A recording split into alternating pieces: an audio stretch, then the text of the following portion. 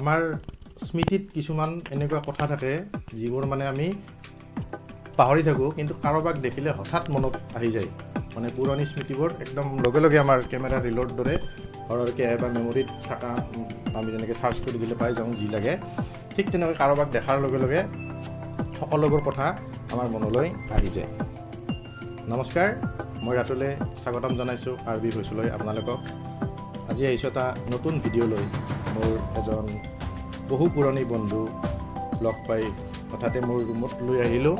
আহি আমি কিছু অতীত ৰোমন্থন কৰাৰ মাজতে লঘু আপ্যায়ন কৰি কেনেকৈ কিদৰে কটালোঁ বা তেওঁৰ কিছু অভিজ্ঞতা, মোৰ কিছু অভিজ্ঞতা, আমাৰ মাজত হোৱা কথোপকথনখিনি আজি আপোনালোকৰ মাজলৈ আগবঢ়াইছোঁ।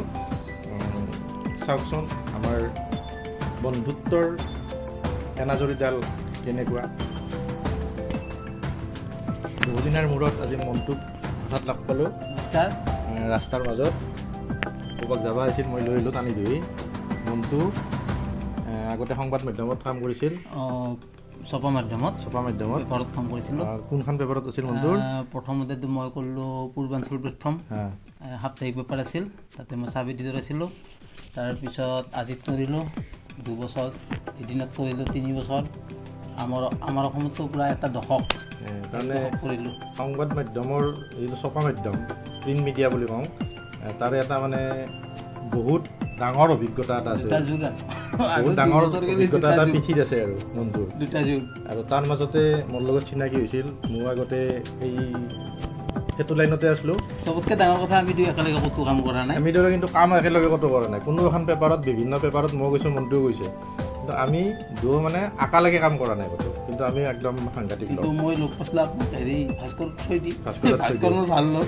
সি মোৰ লগত আজিতে একেলগে কাম কৰিছিল। তাৰপৰা সি চানডে ইণ্ডিয়ান মেগাজিনত, তাৰপিছত চেণ্টিনেল আহিল। তাৰপিছত সি এতিয়া গভমেণ্ট চাকৰি কৰে, আমি প্ৰাইভেটতো কৰি আছোঁ। গতিকে পুৰণা বন্ধু লগ পোৱা আৰু ভগৱান লগ পোৱা বুলি একে কথা, মই মানে শাস্ত্ৰ হৈ গৈছে। গতিকে আজি মই মনটোক মানে আপোনালোকৰ আগত এইটো কথাই জানিব বিচাৰিম, লগতে আপোনালোককো জনাব লাগিব মনটোৱে কিয় ছপা মাধ্যম এৰি ডিজিটেল মাধ্যমত গ'ল। মনটো এতিয়াও কিন্তু সংবাদ মাধ্যমতে আছে। মাধ্যমটো সেইটো, কিন্তু প্ৰচেছটো বেলেগ। এইটো একদম সহজ উত্তৰ। মোটামুটি 17 বছৰ কৰিলোঁ ছপা মাধ্যমত। কিমান কৰিম আৰু, গতিকে অকণমান বেলেগ এক্সপিৰিয়েঞ্চ লাগে। এইটো লাইনত মোটামুটি কিছু অভিজ্ঞতা হ'ল, সেইকাৰণে ভাবিলোঁ আৰু ডিজিটেল মিডিয়াতে যাওঁ এতিয়া। সেইকাৰণে ৱেব পৰ্টেলতে সোমালোঁ। তাৰমানে মাংস খাই আমনি লাগে, মাজে মাজে দালি ভাত খাব লাগে, বা দালি ভাত দালি তৰকাৰী খাই মাছ মাংস খাব লাগে মাজে মাজে। আমাৰ মানে ৰুচিটো সদায় কি আমাৰ পৰিৱৰ্তনশীল। গতিকে আমাৰ এই ৰুচিটো সদায় পৰিৱৰ্তনশীল। আমাৰ মনটো অলপ বেলেগ কাম বিচাৰে। নাজানো কিমান এইটো একে কাম কৰি থাকিলে মনটো অকণমান ঘেমি হৈ যায়। তথাপিও কয় আৰু দূৰৰ পৰ্বত শুৱনি বুলি, কিন্তু আপুনি ভাবা মতে হয় না নহয়? বৰ্তমানতো নতুনকৈ আছোঁ না, গতিকে গম পাম আৰু কিটো কাম কৰি আছে। এতিয়াতো মই সংবাদ আহৰত কৰি আছোঁ। এইটোত মানে ডেইলি কিমানটামান নিউজ কৰে?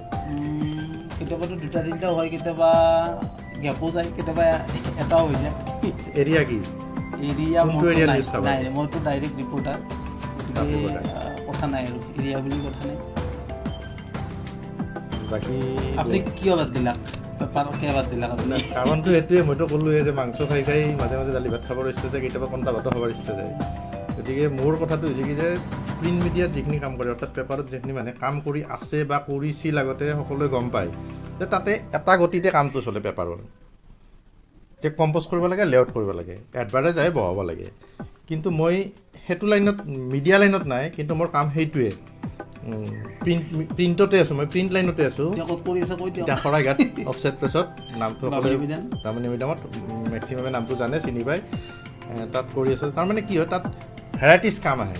আৰু মোৰ পেপাৰতকৈ ইয়াত কাম কৰি তাতো ভাল লাগিছিল। তাৰে মানুহখিনিৰ হেৰিটো বেলেগ আছিল, ইয়াৰ মানুহখিনিৰ হেৰি। তাৰ মাজত এটা কথা কওঁ, মই মোৰ ফিল্ডত কাম কৰা খুব ইচ্ছা।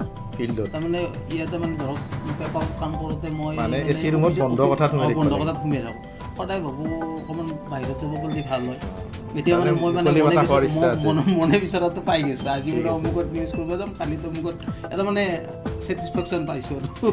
মানে আমাৰ সদায় মানে ঘূৰা এটা চখ আছে চখ। লগতে কৈ দিছোঁ মনটো এই ঘূৰি ফুৰি থাকাতে সুন্দৰ ভিডিঅ' বনাই মনটো এটা ইউটিউব চেনেল খুলিছে কি আছিল নে ভেৰাইটি মনটো ভেৰাইটি চব আপোনালোকে পাব তাতে কবিতা পাব মই কবিতা লিখোঁ কবিতা আবৃত্তি কৰোঁ গতিকে তাতে কবিতা পাব তাৰপিছত আপোনাৰ ক'ৰবাত ফুৰিব যাম সেই জেগা ফুৰিব যোৱা জেগাটো আপোনালোকে মোৰ মনটো ইউটিউবত পাব বিশেষকৈ মঠ মন্দিৰৰ ওপৰত সুন্দৰ ভিডিঅ' মানে বনাই আছে আপলোড লাহে দি আছে মানে অলপ প্ৰচেছিঙৰ কাম বা এডিটিঙৰ কামত অলপ মানে এইটো দিব সময় নতুন গতিকে আপোনালোকে অলপ হেল্প কৰিলে পাই যাব ধুনীয়া আৰু অসমৰ বিভিন্ন ঠাইত মানে নিউজৰ লগত নিউজ কৰিব য'ত মানে ঘূৰি সেই ভিডিঅ' আনি পেলাই মানে তাতে য'তে মন্দিৰ দেখাবিলাক তাতে সোমলাক সেয়াও কৰিলাক এটা আশীৰ্বাদো ল'লাক লৈ পেলাই মানে ৰাইজক দেশৰ কাৰণে চিনাকিও হ'ল গতিকে সেই কৰি আগবঢ়াই যাত সহায় কৰি দিব